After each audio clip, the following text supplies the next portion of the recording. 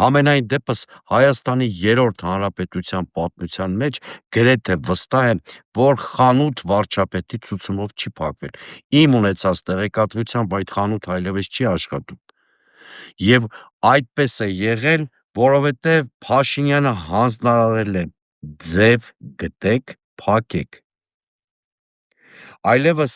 Հայաստանում օրենք, սահմանադրություն, նորմատիվ և ենթանորմատիվ ակտեր չեն գործում, ձև գտնել է գործում Փաշինյանին, այսինքն Փաշինյանը ասում է ինչ-որ հարցում ձևը գտեք, լուծեք, ինձ չի հետաքրքրում, այդ լուծումը օրինական կլինի, կամայական կլինի,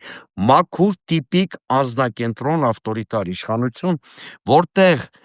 պետության ղեկավարը նաև ասենք գլխավոր դրամատուրգն է, գլխավոր գինեկոլոգն է, գլխավոր աղբահավաքն է, վերելակների գծով գլխավոր մասնագետն է,